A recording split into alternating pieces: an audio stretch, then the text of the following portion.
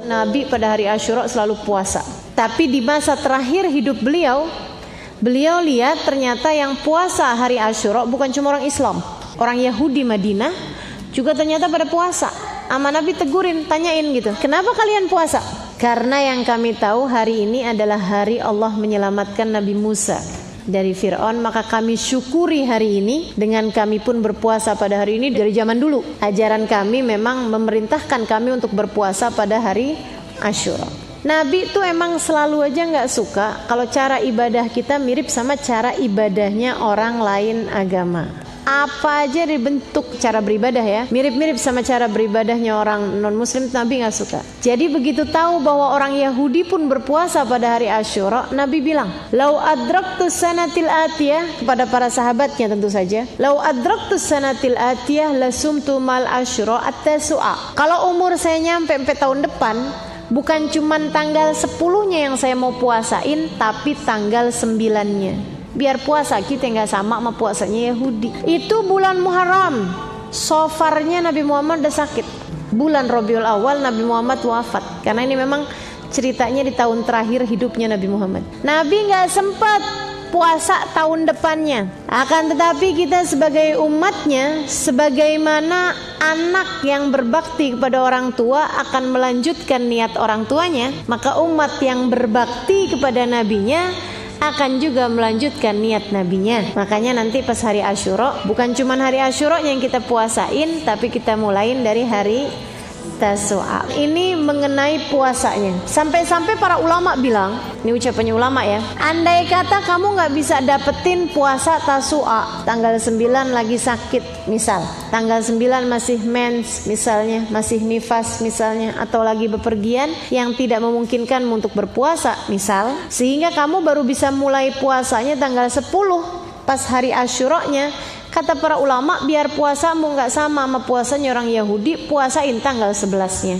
Biar puasanya tuh gak sehari, agar puasa kita gak samaan sama mereka yang bukan muslim. Ibu-ibu, teman-teman, saudari-saudariku sekalian yang saya muliakan, ini bicara tentang puasa. Selain daripada itu, apa aja kebaikan-kebaikan yang bisa kita lakukan pada hari tersebut yang disampaikan oleh Nabi Muhammad dalam hadis sahihnya? Ada hadis yang Nabi Muhammad pada hari Asyura itu berbicara seperti ini. Kata Nabi, "Man wassa'ala iyalihi yawma Asyura wassa'allahu rizqah." Siapa yang meluaskan nafkah bagi keluarganya pada hari Asyura, Allah akan meluaskan nafkahnya. Dalam satu riwayat, Allah akan meluaskan rizkinya sepanjang tahun.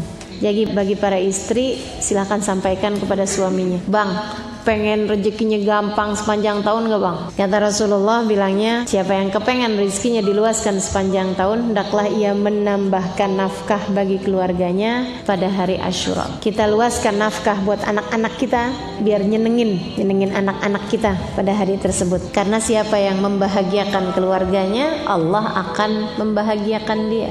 Dan pada hari Asyura secara khusus memang Nabi Muhammad menyebutkannya dalam hadis sahih beliau. Selebihnya kita disunahkan untuk menebarkan kebaikan pada hari tersebut, dari menyantuni anak yatim sampai di negeri kita ini terkenal pada hari Asyura sebagai hari rayanya anak yatim. Lebaran anak yatim, diusap-usap kepalanya anak yatim. Walaupun memang hadisnya itu kabarnya secara riwayat adalah hadis yang dhaif. Para ulama mengatakan hadis yang dhaif ini boleh diamalkan untuk fadailul amal, untuk amal-amal yang berfadilah. Toh juga nggak ada ruginya. Orang yang nyantunin anak yatim, nggak hari Asyura aja bagus kok. Hari apa aja kita sekarang mau nyantunin anak yatim bagus. Apalagi pada hari Asyura memang adalah merupakan hari yang dimuliakan Allah. Hari Allah mengaruniakan karunia. Kalau kita kepengen banyak dapat karunia Allah, maka kita tebarkan kasih sayang dan karunia di atas muka bumi ini. Pemikirannya seperti itu. Dan juga pemikirannya, pada hari tersebut itu kan kita sunnah memberikan nafkah bagi anak-anak kita, menambahi. Kayak yang tadi yang disebutkan dalam hadis sahih ya, itu ya. Siapa yang meluaskan nafkah bagi keluarganya pada hari Asyura, Allah akan meluaskan nafkahnya. Masalahnya sama anak-anak yatim, siapa yang akan meluaskan nafkah mereka? Karenanya kemudian pada hari tersebut alangkah sangat baiknya jika kita kemudian menambahkan amal ibadah kita dengan menyantuni anak-anak yatim, selain daripada kita memberi hadiah dan menambahkan rizki, namakan nafkah bagi keluarga kita. Batasan yatim sampai berapa, Bu? Lihat-lihat. Untuk urusan santunan atau untuk urusan ngusap kepala?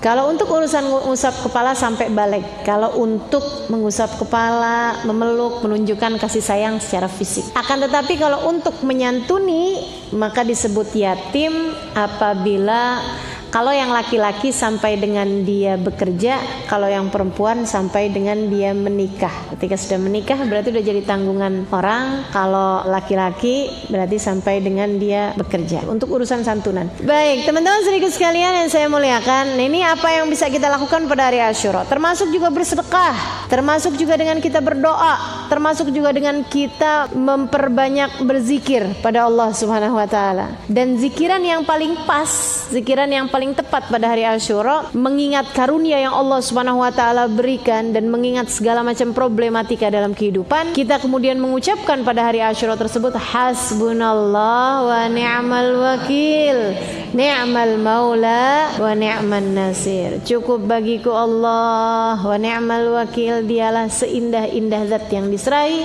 ni'mal maula, dia adalah seindah-indah pemelihara, wa ni'mal wakil, dan merupakan seindah-indah penjaga, seindah-indah wakil, wa ni'man nasir, seindah-indah penolong. Hasbunallah wa ni'mal wakil, ni'mal maula wa ni'man nasir. Silakan baca itu zikir tersebut pada hari Asyura sebanyak 70 kali.